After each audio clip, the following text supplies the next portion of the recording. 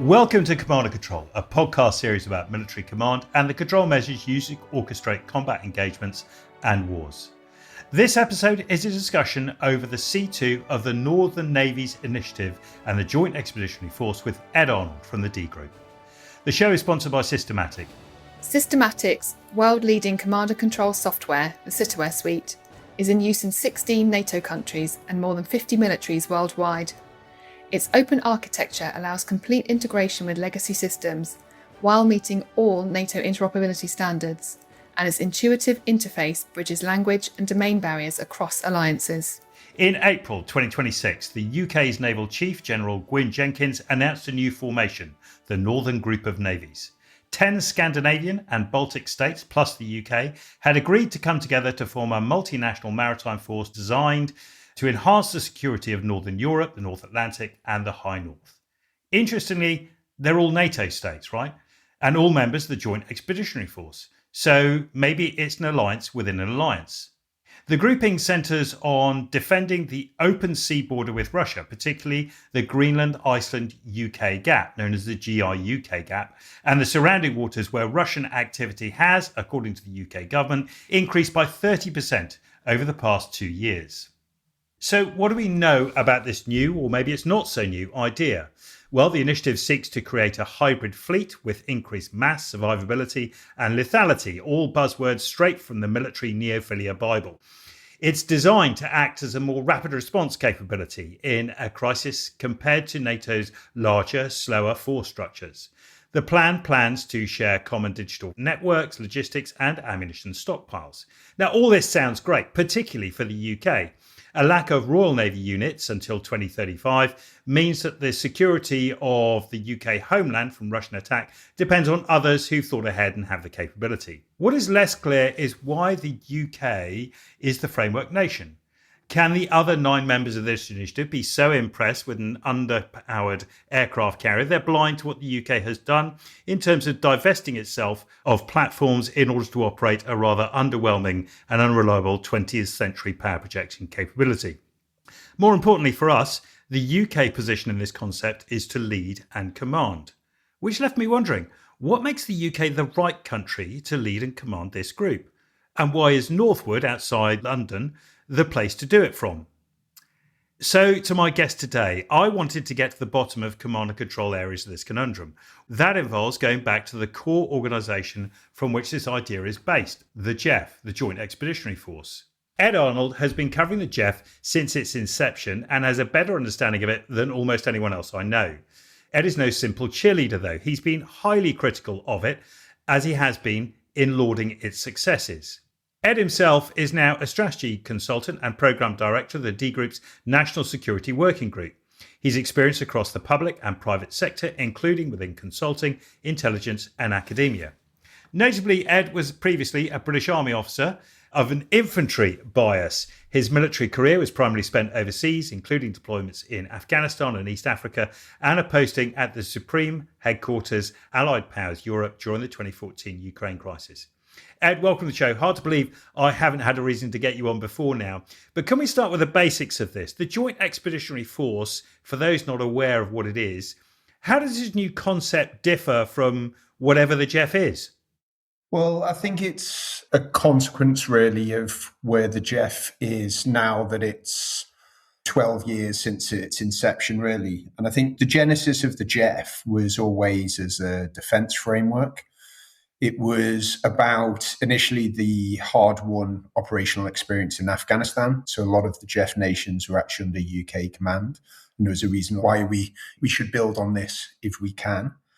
Also, in terms of European capabilities and really deficiencies in Libya when the US wanted to lead from the back. So the JEF was something that the UK was thinking about anyway, but then the membership and certainly the regional specialisation of the JEF in Northern Europe sort of just came together quite naturally, actually. And it evolved and it had a couple of new members, most notably Finland and Sweden. So it was sort of bridging the EU as well in sort of 2017, 2018. And then the JEF really sort of suddenly had this political dimension as Russia invaded in 2022. So the first leaders' call was the day after the invasion, which was virtual. And then they had sort of another 3 meetings that year. And then that's sort of come into the battle rhythm of it now. So you have yearly leaders' meetings. You also have national security advisors meetings, PermSec meetings, defence ministers. We've just had a meeting of attorneys general of the GEF. So it started to get this sort of political layer as well. But actually what you've now seen in the last, I'd say, 18 months really, and actually in terms of the change of government in the UK, that political level has just not been invested in. It is really underpowered. It is not meeting what the GF could become. So I think this new concept within it in terms of Northern Navies is kind of getting the GF back to basics, which is a defence framework, operational level, maritime flavour, and actually trying to get something out of it, because there's a bit of a danger of it atrophying if the political level sort of starts to fail. And all of that development that has happened in 2014, obviously the UK doesn't want to lose. So I see this as almost the personal mission of the First Sea Lord to get GEF back into some form that can actually build momentum again and start to really be valuable to the members individually, but also collectively, and then also to NATO. The GEF and their partners there have done some really impressive things, particularly in the land space. There's been joint purchases, there's been sharing of logistics, there's local states of force agreements. And if you look at the sort of amphibious discussions and work they've been doing, the mine warfare work they've been doing, particularly in the Baltic, and then you talk about the army and the fires, there seems to have been quite a concentration on niche areas inside the GEF, including exercises, but nothing bigger, broader. Is that right, or is that just a perception problem? No, I think the main problem with the GEF, which again I think is absolutely time to articulate given the broader changes in European security, is really truly what is the GEF for? Now, the issue is, if you're going to say that you're in full complementarity to NATO, you almost take the sort of GEF strategy away. The way I see it is you have Article 3 national defence plans, then you have NATO and the regional plans up to including Article 5. You sort of have GEF, and the language that they use is coherence. So it's not always about command, it is about coherence and getting more out of combined Article 3. So it makes logical sense. But actually, the problem is that the GEF becomes a bit of a gap filler because NATO is not a static organisation and the national defence plans are not static. So if you're an organisation that fills in the gaps and those gaps change, it can be quite difficult to articulate, particularly as now that all states or all members are now NATO members as well. So actually, fairly recently, the GEF, in terms of activity, was saying, well, it's supporting a NATO operation. And then you sort of logically like, well, why is the GEF supporting a NATO operation in the Baltic when there's a NATO operation in the Baltic? It doesn't quite match. So I think this is where the GEF has a bit of a problem, that it's still not fully exactly clear where its value is. And it has its detractors as well. Now, in order to combat that, you'd expect the UK to move through to articulating that. And just thus far, it really hasn't. I think one of the things that the GEF is very good at and has been historically is its flexibility, because it's a 1+1 mechanism. It's not unanimous decision making like almost all other frameworks within European security. So actually, it had, before its interim operating capability, it had its first deployment in terms of West Africa and Ebola in 2014, which again, compare it with other European security frameworks, is unheard of. And the view was always, well, the GEF can act while NATO thinks. You're like, okay, great. But now NATO is actually changing. So the Allied Reaction Force now, that has now been delegated authority to Saka. So Saka doesn't have to go to the NAC to deploy the Allied Response Force. He can just do it. And then also a lot of what you saw in the Baltics since the end of 24 was actually that the GEF should probably have stood up and responded to that more forcefully, chose not to for a variety of reasons, and we can get into that. So actually NATO stood up Baltic Sentry. So again, in a world where NATO is actually now getting more flexible because it has to due to the threat, again, the USP of the GEF is slightly diminished. And I call it a bit about use it or you lose it. You either use the benefits that you have, or the environment, the other organizations are going to realize their own gaps and deficiencies and sort of move into that way. So I think there's a lot now where, again, First Sea Lord Royal Navy might want to take Jeff back to basics and actually build it up again, almost from a defence framework, and say, well, if the political layer is too difficult, if that's too ambitious, if the UK is not going to invest in that, then it can at least be a proper military framework looking at Northern Europe, which is really where the threat from Russia emanates. So let's go back to 2024 when the JEF didn't respond, right? And Baltic Sentry got stood up. Is this a political problem? Is it a NATO JEF problem? Is it an operational problem, military one? Or was it just simply not required? So I think the main political military problem in the region is that the JEF, again, has never been able to explain how it gets its legitimacy to operate fully in the Baltic with Germany and Poland not as members. You have this sort of JEF plus idea that is sort of enhanced partnerships, plug and play, and that works again at a JEF NATO level. But ultimately, it's quite difficult for the UK to then start to lead in those areas. So I think there's a bit of reluctance. And then also I think there's a capability issue because, for the UK to really cohere and have credibility in the AOR, I mean, it's the North Atlantic, including the Arctic, the High North, and the Baltic Sea. That's pretty big to do when, as we've seen a lot of in the news now, mainly around sort of what's happening in the Middle East, is just fleet availability makes that almost impossible. And the credibility problem, the fact that the UK HMS Dragon was supposed to be commanding NATO's Standing Maritime Group 1 in the Baltic, and the UK is now having to do it from a German vessel. So I think there's those problems. And then I think there was just at the time some of those political issues, if a new government in doing the strategic defence review. So obviously JEF was part of that. And then actually the activities that you saw within the Baltic Sea were these incidents where undersea infrastructure targeted, which was actually, quite often it's by either Chinese or Hong Kong flagged vessels, not necessarily Russian, because actually if they were Russian flagged, it'd be easier to do something about it. And there's a position where the Yipeng 3 had done some damage and was in international waters. And actually it was Danish and Swedish vessels that were sort of trying to maneuver around it, and then the decision to board potentially. And I argued at the time, well, if the Danes decide to board a Hong Kong flag, I mean, that's a huge diplomatic incident. That's what the Chinese are sort of relying on. Would it be too difficult for the Foreign Secretary or the Defence Secretary to stand up in Parliament, give the update and say that we support whatever the Danes will do? And ultimately they didn't on that front. But you're starting to see some other nations do those types of operations. And then you're seeing the UK not doing those types of operations. So again, there's a credibility issue there.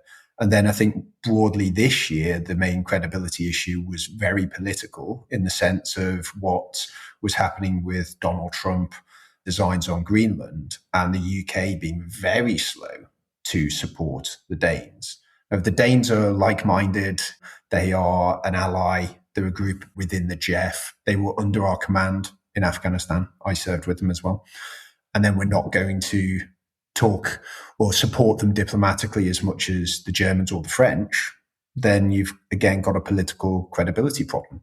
So the political level is just not working at all. The UK hasn't gripped that and actually, I think, understood the potential value of the JEF. And that's why there's this potential drive to move it back to a military operational level construct where it can actually have some value. Your arguments make absolute sense to me. And who wouldn't be leader of the UK's navies and not call on allies to do what you don't have the capacity to do yourself? Makes absolute sense. I am a little bemused, however, that the UK somehow found itself or pushed itself into this idea of commanding it. And I'm not sure what gives the UK the authority, the weight, the credibility to command. Sure, it's led in Afghanistan and it commanded international forces. It had a record of co-leading, perhaps with the French, although I'm not sure how much of that is true, in Libya in 2011, but I mean, it didn't go awfully well. The strategic outcomes for Afghanistan weren't great. Why would these other states just bow to the UK and go, yeah, no, absolutely right. You take command. That's your thing. The argument goes from Polish colleagues, the British way of doing it is from a British voice, you do the dying, we'll do the commanding. And it seems to be this thing that Britain is making itself out to be somehow better able to command than anyone else. How much is that sits behind it? How much is history? Where is the origins of this decision lie?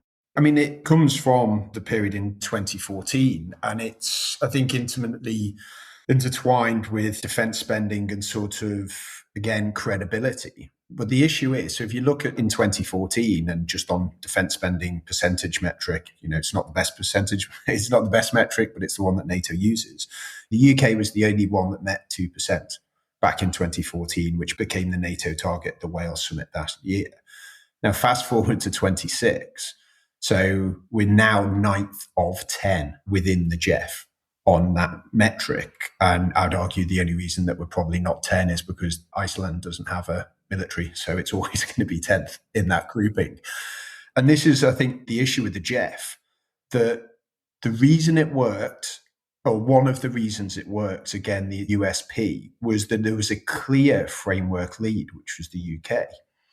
Now, if you look at a variety of other European security arrangements, if you ever have, say, the UK, France, or Germany, that sort of peer grouping, it doesn't really work because it's not as clear how you want the framework to go. I mean, the Germans actually, because the GEF is a NATO framework nations concept, and there were 3 of them. And for example, the German one started off as about 8 nations, but the Germans have this desire to just multilateralize everything. So they have, I think there's about 22, 23 members now. So it's basically just an equivalent of the EDA. And it's one of the reasons that the Germans, there's a huge reluctance to open GEF membership to Germany because they feel that they'll just sort of, again, keep it going and you'll lose that flexibility. But the point was GEF worked because the UK was in the lead. The problem is, because of the security environment, the UK has basically stood still and all other nations have just pushed way ahead. Partly because obviously a lower baseline, I understand that. But, I think the Lithuanians are leading, or back a couple of years ago when I wrote my big paper on GEF, their increase in defence expenditure was 327%, the highest of NATO. So all of these other countries are getting more serious about defence. They're getting more serious about the Russian threat. UK isn't. So this is where now I think there's that rebalancing where there are these questions in GEF members and non-GEF members as well to say, why is the UK leading this? I think the issues surrounding your HMS Dragon, I mean, these things are really hurting UK credibility. And it's not like you could come up with other arrangements. I mean, there's about 4 people full-time on GEF in Standing Joint Force Headquarters. There's 3 in the MOD. So, less than 10 full-time people on GEF. Standing Joint Force Headquarters also has the now CJF, which is the UK, France, and also potentially global operational commitment as well.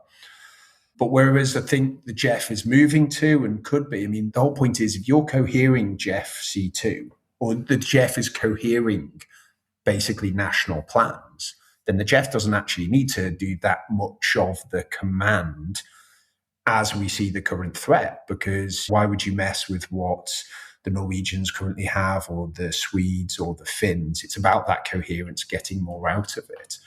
The issue is, again, that the GEF has sort of largely forgotten is when they signed the combined Memorandum of Understanding in 2018, which was a bit of a stepping stone leap in terms of what the GEF's abilities were.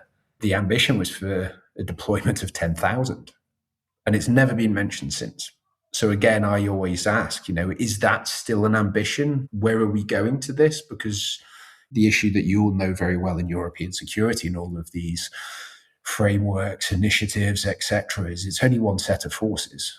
So some can be dual, triple-hatted. And I think what I pick up again from the members now is this real kind of worry on that side of the UK, who's saying, well, hang on. So if you're going to go and command an operation, a multinational force Ukraine, you might then also go do something to reopen the strait. I mean, you're just taking combat capability away from the GEF area of operations. But that said, the UK still has that ability to potentially do things at scale if it chooses to do so. But my argument's always been it can't do everything. So the UK, if you are going to focus now on, for example, the North, that is pretty much all we can do based on our current capability profile. And the opportunity is there because wider changes in NATO, UK now has command of Norfolk. So we're basically on the hook for C2 for NATO's regional plan Northwest. So if you're actually on the hook at that top level, then everything should filter down, and the common sort of organizing principle for that should be UK C2. Great, that makes sense. But then you had this chief of the defence staff this year in front of the House of Commons Defence Committee confirming that we don't have a national defence plan yet. So it's weird that we're not then doing Article 3, but we think that we can do that sort of command layer. And I think you're absolutely right that for Nordic and Baltic states, we supplied the troops and you supplied the connectivity and the C2 maturity. I mean, that's not a great deal for our allies, I don't think. Is there something to be said about this belief that the UK can command and has experience of commanding at a level that others don't? So, for example, you wouldn't imagine that the Estonians would offer themselves up to command Swedish and Finnish forces, let alone the Norwegians. And the UK does have experience of working within large, usually American headquarters that deal with, for example, maritime task groups of 50, 60 platforms at once, dealing with the logistics resupply. So they have some experience of this stuff that others don't. Do you reckon that gives additional credibility to the sort of UK claiming position of command? Or have we moved so far along from Libya, Afghanistan, UK withdrawal effectively from the Middle East, that these claims really no longer hold water in the eyes of allies? I think they still do. And one of the reasons, so the first thing I did after I got back from SHAPE in 2014 was actually deploy as a infantry intelligence officer on one of the reassurance exercises that I had set up while I was in a 4-star headquarters into Latvia. And before it was all defense and deterrence and be built up, it was about reassurance. And the view was, well, we'll go and exercise. This is before the enhanced forward presence for land forces was set up. And it was about reassurance. It's about reassuring the Latvians principally. So we went on this week-long exercise. And I had no reassurance in the Latvians and their C2 capability and a variety of allies, because it was just completely different. Because again, we had just done divisional level in Iraq, brigade level in Helmand, and we were just so much better. But that gap has closed. And what particularly the Baltic states are doing, they're pretty much completely integrating as the 3 Baltic states plus Poland, etc. So I think the question mark is more like, is it a large land force that the JEF is going to be? Probably not. Is it more maritime task force that can do a variety of tasks? Probably. But whether that actually needs to happen at that whole JEF 10 member, it's not really that clear. And actually, there's areas whereby, so for example, anti-submarine warfare that we run as the trilateral between the US, Norway, and the UK. Geographically, that makes sense. Adding lots of other countries into that. And also, you're starting to see a bit more of a Baltic versus sort of Nordic split, because actually, what you might need to do in the Baltic Sea region is completely different to what you may need to do in the High North. Now that the Germans have the maritime component command for the Baltic as well, it makes far more sense for the Germans to take a bit of a lead in the Baltic. So, I've articulated that as the UK should push where its capabilities are required the most in terms of the High North, North Sea, North Atlantic, which is, again, what's happening under the current Royal Navy. Probably do less in the Baltic because, A, the Germans are there, and B, you now have Baltic sentry. That's a bit difficult, obviously, for the Baltic states because they'd still want the UK in there. But the UK is already there due to Cabrit and Forward Land Force in Estonia. So you can sort of do less possibly in the maritime, and that's more where the land is. But also, I think on this C2 element, if you look at now again, UK has Norfolk. That's not just the commander and his MA and whoever it is. You've got to start to push a lot of UK personnel over there to give it that sort of flavour. You then have the ARC, Allied Response Force, in Gloucester. That's a significant commitment, mainly UK. You then have Standing Joint Force Headquarters, 2-star. Again, lots of UK commitments. So you're starting to see quite a lot of layered headquarters And I think when we talk about headquarters, everyone just assumes it's like loads of connections of wires in certain buildings. I mean, it's not, it's people. Again, does the UK have enough people suitably trained to be on staff and command in all of those areas, which are pretty much all looking at Europe as well? And then just that, and now we've got an additional 3-star headquarters to potentially do operations in Ukraine, which is currently in Paris, but it comes over because it's a rotating one to London this year. Again, do we need all of those separate headquarters at separate flag levels, all looking at the same geography? I don't think so. And I just don't think we have the personnel to do so either. Is it a political problem over prioritisation? I mean, you've listed a whole myriad of command commitments that the UK has there. You and I both know that no matter how big a military, you're really going to have problems finding the right people to command those, given the rotations that militaries look at, rotating a commander every 15 months, 2 years at a max, generating those people, the supporting effort that sits beneath them.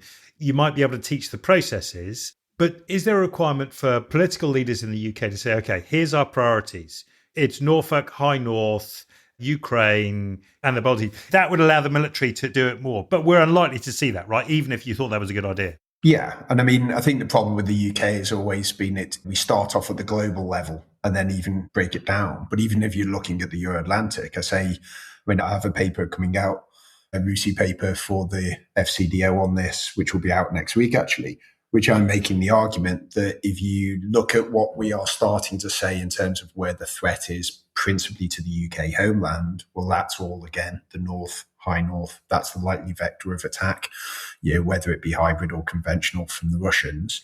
Then you've got where our interests lie, at that sort of GF bilateral layer. Again, it's the same area. And now, having Norfolk, NATO first, then that's exactly, again, where the UK should focus. So if it is about a choice, then it is almost sole focus now on sort of principally on the High North and then the connecting areas. So it is actually an opportunity that almost the choice has been made for us.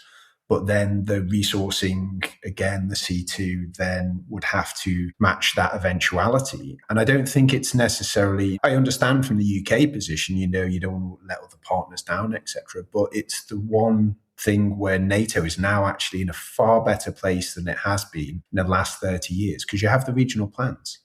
We know where we're going to fight. We know that the UK is not suddenly going to have to go to the Mediterranean, as an example. It's going to be in the north. So that's where we really do need to focus in on. So I think there's an element of freedom now that we have that hopefully the UK will align to that. I think Ukraine is a big distraction and there's a question mark of supporting that as a coalition of the willing rather than a military multinational force, Ukraine within that. And then also the Middle East. I was in Tallinn this weekend. Estonians are really worried that we're going to start to pull out troops, etc., or just focus from Kabrit to put into other areas because we just don't have the forces. And I was trying to reassure them, saying, I really don't think that would happen. I think that's just something that people are saying, well, you don't have the numbers to do the other things. Where would they come from? Looking at Estonia as an option. But again, go back to that NATO first. Kabrit is the largest contingent of UK forces overseas now. It is the area where we are leading as the framework nation. Where the GEF might come in again is that you can cohere that as the UK with your capabilities, with C2 specialisms, maturity, confidence, and actually start to make a bit of a difference. But I think you're absolutely right, not just in terms of the Royal Navy hybrid navies concept. You're obviously going to go hybrid because you don't have the conventional capabilities. But equally, in terms of building those up, if you can do as much as you can with allies, well, it's just additional capability layer. So I think we're now in a position as the UK is, Northern Navies, it's got to succeed because if it doesn't, then the GEF credibility and UK credibility in terms of leadership at the NATO layer and also in the North is really on the line. Two things I want to just hit before, we're talking about C2, we can't not talk about this. The first one is selection of Northwood as the headquarters, which for UK in C2 terms, with all the expertise, the 15, 16 command responsibilities that now sit at Northwood, this seems like the right place to put it for the expertise, but it does sort of put all your eggs in one basket.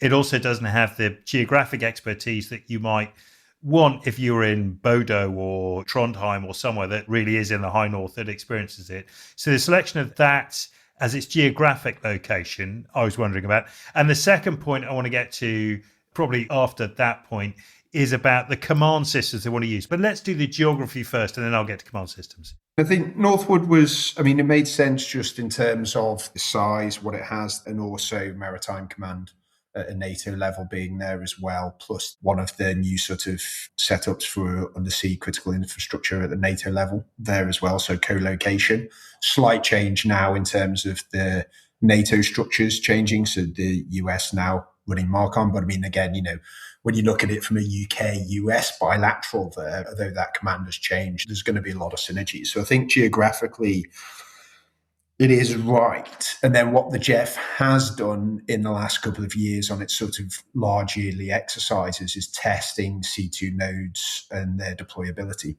So they have done that in Iceland, in Lithuania as well. So that ability to go and just put a C2 node in. Now, I don't know if it's just about putting another C2 node in, which is in the geography. That is helpful. It would also be very helpful from a UK NATO standpoint to try and bridge that gap between Norfolk and Europe because of the time zone difference. So if you're trying to run a crisis operation there, then actually having something on this side of the Atlantic is useful. But I don't see it necessarily as a separate sort of UK-led C2 node. I think it's actually just testing the flexibility of the UK to surge into an area. So again, if the operation or the threat is around the North Sea, the Norwegian Sea, the ability to just throw UK people at a problem and actually integrate into the Norwegian system is probably a better way to go. Now, Bodo is also established with the new KOC, where you have these 250 Nordic fighters under a single command at a NATO layer as well, which is significant because it's a European capability. It doesn't need the US.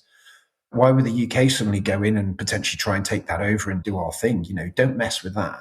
But there are certain areas where it'd be great if the UK could just surge capability from Standing Joint Force headquarters, plug in, and just give that sort of initial boost to what might be required in a crisis. And quite often these crises, they happen quite often. They start to sort of come up and then they start to stabilize and come down. But for that particular moment, if the UK could support other nations, I think that that's far better than us saying we're going to put a UK command into this place or that place and set it up. And I think it would be quite easy to do considering that we've been testing it for a number of years. I mean, it leads us on quite nicely to talk about the system of command. What I was fascinated about in the announcement notes that came out from General Gwyn Jenkins of the Royal Navy, it says that the UK will command using the C2 tools that partners already have in place. Now, I found that fascinating because the UK is not really playing on those systems. The UK seems to be favouring the US one instead, the Maven Smart system that the US is sort of heavily invested in and all the rest of that. There is a distinct difference between that and the European offerings. What do you think the outcome is going to be here? Because in balancing integration with US headquarters, calling on that second line support, but commanding this Northern Group Initiative, the JEF, as it's said on the command systems already exist, as you've said, with the command systems that are used across, for example, air forces, KOCs, maritime operations centres, they are distinctly different. Do you see this being an important thing? I mean, I was amazed that it came out in the written statement and the answer to questions that sort of came out. It seemed to be quite important, the point the UK was making, but I couldn't really figure why it was. Yeah, and I think there's lots of times where we've potentially, again, looked towards the US without that European redundancy. I think it really has to be as highly integrated with the Europeans as possible. Otherwise, we're effectively coming up with a technical solution which will reinforce potential allied perceptions about our ability to actually do this in terms of command. And again, the JEF, this coherence, this Article 3 position, you have to be able to let whichever nation is sort of leading on it initially with UK support, really hold the ball on it. So the ability to do that is, I think, really important. And also the geopolitical environment is making that far more important because, again, the JEF is a European construct. It doesn't need the US. It has JEFnet, it has rudimentary secure comms, obviously not as good as NATO, but it is a sort of system that the UK can talk to allies without the US present if required at a secure level. And those things really need to be built on. And I am a little wary about, I don't know if it's possible to do both, for example.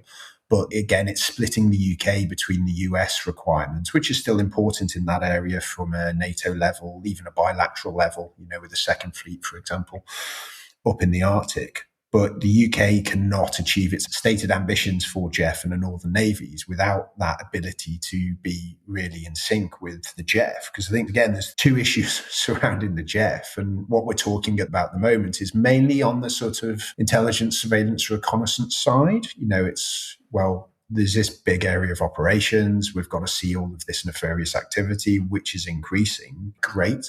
That's also what Nordic Warden was there to do, so the Palantir system, to be able to sort of queue on to vessels of interest. But once you've identified that something's going wrong, you've got to do something about it, the interdiction, the action layer, and that requires the capability to do so.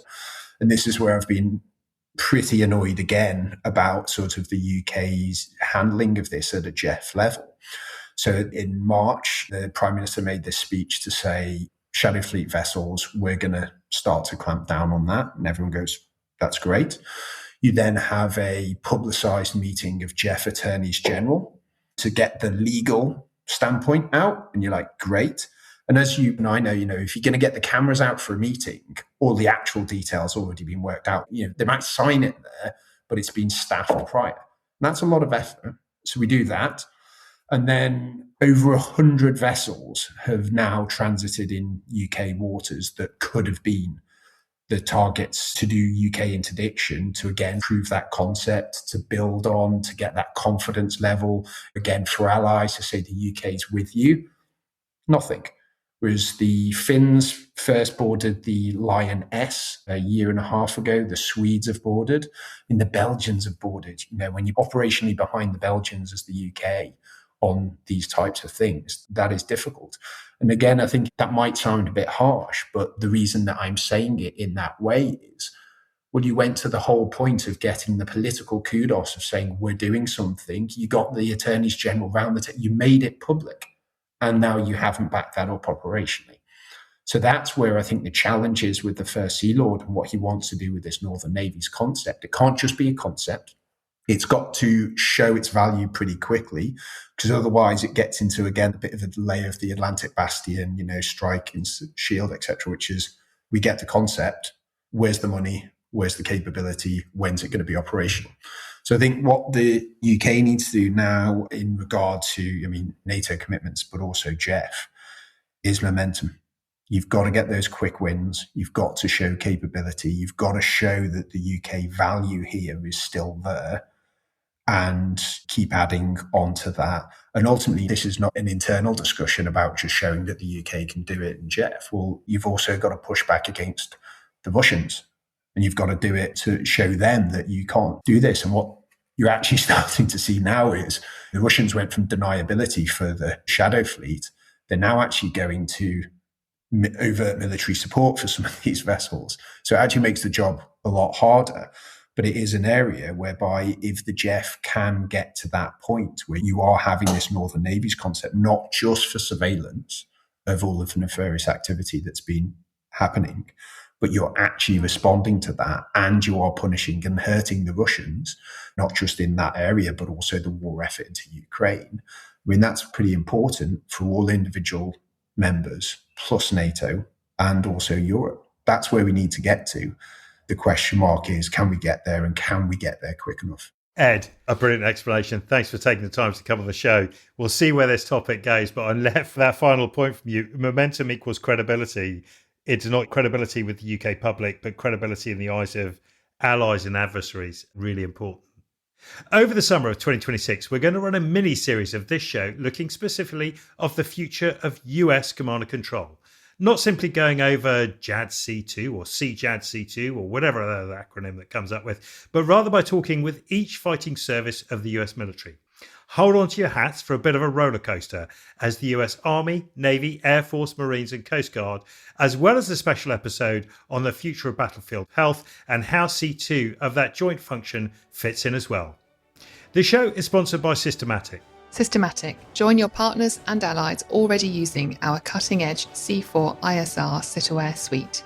We hope you enjoy this show, as well as telling your friends and colleagues about it. Please do hit the like or subscribe buttons. The episode is produced by AureliusThinking.com as a show for the Wavell Room, the home of intellectual curiosity and challenging thinking for military professionals everywhere. Thanks for listening.